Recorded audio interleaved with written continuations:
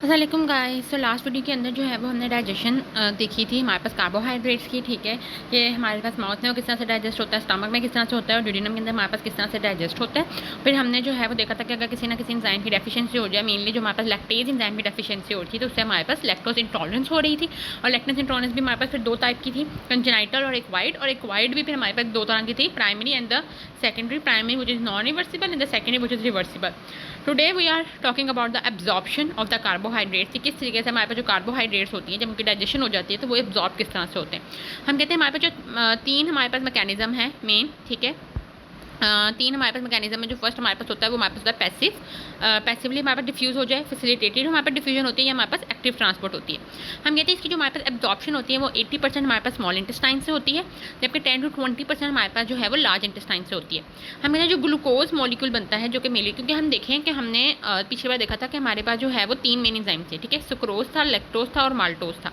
अब माल्टोज हमारे पास जो है ना वो हमारे पास ग्लूकोज के ही सिर्फ मॉलिक्यूल दे रहा था, लैक्टोज लेकिन हमारे पास ग्लूकोज दे रहा था, प्लस हमारे पास जो है वो ग्लैक्टोज दे रहा था, जबकि सुक्रोज हमारे पास ग्लूकोज और हमारे पास जो है वो फ्रुक्टोज दे रहा था। ठीक है, ये हमने याद कर लेना है। तो हमारे पास जो भी ग्लूकोज है वो सारा हम क्या कहते हैं हमारे पास फैसिलिटेटेड डिफ्यूजन के थ्रू जो है वो हमारे पास चला जाता है। ठीक है, अब हमारे पास ग्लूकोज के हम कहते हैं हमारे पास जो ट्रांसपोर्टर्स होते हैं वो हमारे पास दो तरह के होते हैं। एक हमारे पास होते हैं सोडियम डिपेंडेंट और एक हमारे पास होते हैं सोडियम इंडिपेंडेंट। पहले हम सोडियम डिपेंडेंट कर लेते हैं। हम कहते हैं उसको हम कहते हैं हमारे पास सोडियम ग्लूकोज जो है वो हमारे पास ट्रांसपोर्टर्स होंगे SGLT, इसको हम कह रहे होते हैं। ये दो तरह के होते हैं, SGLT1 और SGLT2। SGLT1 की अगर हम बात करें तो हम कहते हैं ये हमारे पास किडनी और इंटेस्टाइन के अंदर हमारे पास प्रेजेंट होते हैं। ठीक है, हम कहते हैं हमारे पास एब्जॉर्प्शन करवा रहे होते हैं ग्लूकोज की। और अगर हमारे पास ग्लूकोज जो है अगर ये इसके रिसेप्टर्स हमारे पास कम होंगे तो ग्लूकोज जो है वो एब्जॉर्ब नहीं हो पाएगी और एक्सक्रीट होगी फीसिस के अंदर। क्यों? क्योंकि मेनली ये हमारे पास जो है ये इंटेस्टाइन में प्रेजेंट है, तो इसलिए हमारे पास जो है ना फीसिस के अंदर ग्लूकोज जो है वो हमारे पास एक्सक्रीट आउट हो जाएगी। जबकि अगर हम बात करें SGLT2 रिसेप्टर्स की तो हम कहते हैं हमारे पास ये जो है वो हमारे पास किडनी में प्रेजेंट होते हैं, ये रीएब्जॉर्प्शन कराते हैं ग्लूकोज की। और अगर हमारे पास जो है वो रीएब्जॉर्ब नहीं होगी तो ये यूरिन के अंदर जो है वो हमारे पास प्रेजेंट होगी। ठीक है, तो ये हमारे पास मेन दो रिसेप्टर्स थे। SGLT1 मेनली हमारे पास इंटेस्टाइन में प्रेजेंट होता है। ठीक है, और SGLT2 हमारे पास मेनली किडनी में प्रेजेंट होता है और इनको सोडियम के साथ ट्रांसपोर्ट होते हैं। फिर हमारे पास जो सोडियम इंडिपेंडेंट होते हैं इसको हम कहते हैं हमारे पास ग्लूट। ठीक है, ये हमारे पास फैसिलिटेटेड डिफ्यूजन यूज़ कर रहे होते हैं।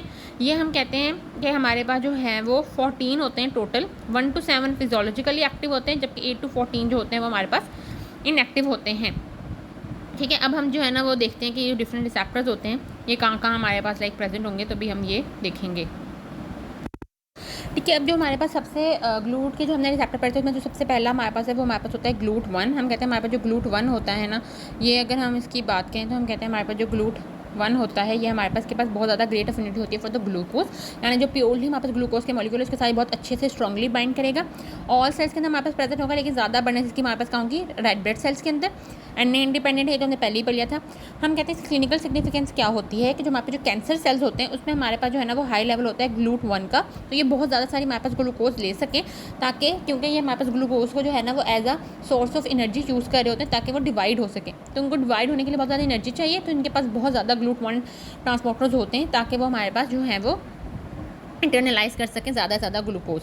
फिर हम कहते हैं हमारे पास होते हैं GLUT2 की हम कहते हैं थोड़ी एफिनिटी जो है वो हमारे पास कम होती है और हमारे ग्लूकोज के साथ as compare to the GLUT1। ठीक है, it can transport only when there is a glucose load in the body, यानी हमारे पास जब बहुत ज़्यादा ग्लूकोज हो जाएगी, हाइपरग्लाइसीमिया होगा, तभी हमारे पास जो GLUT2 के रिसेप्टर्स होते हैं ना वो हमारे पास ट्रांसपोर्ट करते हैं, वैसे नहीं करते। लेकिन GLUT1 वाले अगर हमारे पास कम भी है तो उसकी एफिनिटी इतनी अच्छी है कि वो कम से कम ग्लूकोज को भी वो पकड़ लेगा। ठीक है, अब हम कहते हैं हमारे पास जो GLUT2 होता है वो मेनली इंटेस्टाइन के अंदर, लिवर के अंदर और पैंक्रियास के अंदर हमारे पास जो है वो प्रेजेंट होते हैं। ठीक है, हम कहते हैं releases insulin by movement of glucose into beta cell of the pancreas.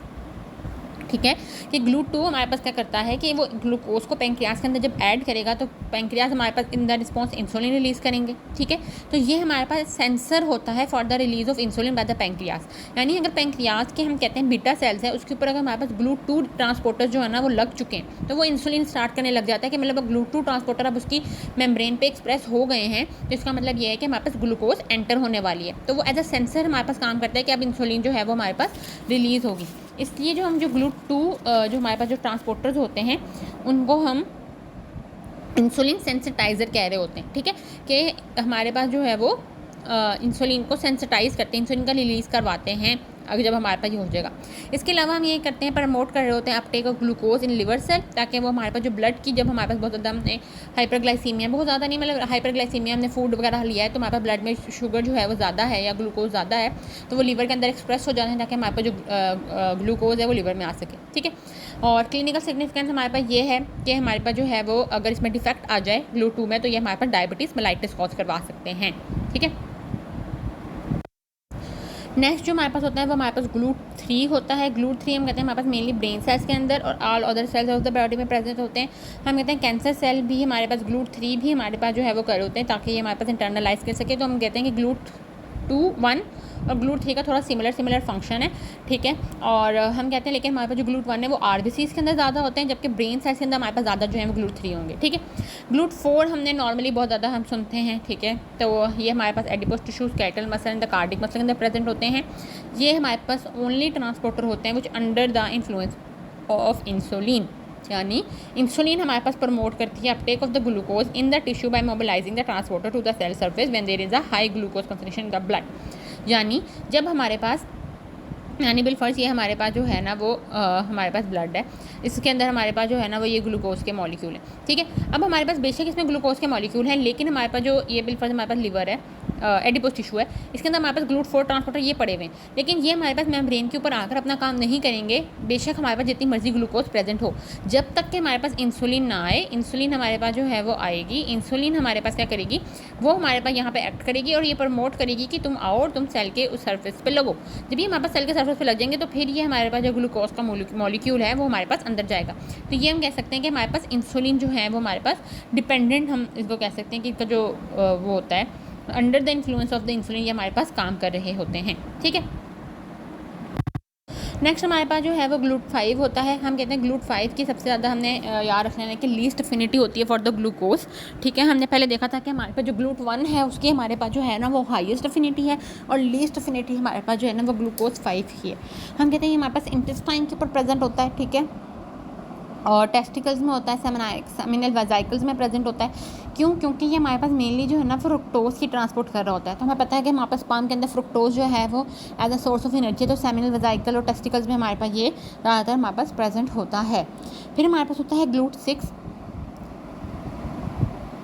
ठीक है, GLUT6 की अगर हम बात करें तो कहते हैं GLUT6 जो है वो हमारे पास नॉन फंक्शनल ट्रांसपोर्टर होता है अल्फा सूडोजीन, तो इसका हमारे पास कोई भी रोल नहीं है in the absorption of the glucose in peripheral cells. तो GLUT6 तो हमारे पास कट गया। 7 अगर हम बात करें तो ये एंडोप्लाज्मिक रेटिकुलम के अंदर प्रेजेंट होता है और ये हमारे पास वहाँ पे इसकी ट्रांसपोर्टेशन कराता है ग्लूकोज की। फिर हमने SGLT1 पहले भी देखे थे, लेकिन हम दोबारा देख लेते हैं कि SGLT1 किडनी और इंटेस्टाइन में होगा, absorption of the glucose. Cases जहाँ पे हमारे पास डेफिशिएंट होगा तो ग्लूकोज फीसिस में एक्सक्रीट आउट हो जाएगी। फिर हम कहते हैं SGLT2 हमारे पास किडनी में प्रेजेंट होगा, रीअब्जॉर्प्शन हमारे पास कराता है। और अगर हमारे पास SGLT2 नहीं होगा तो हमारे पास जो यूरिन होगी वो हमारे पास यूरिन के अंदर ग्लूकोज जो है वो हमारे पास यूरिन के अंदर जो है वो हमारे पास रिलीज़ होगी।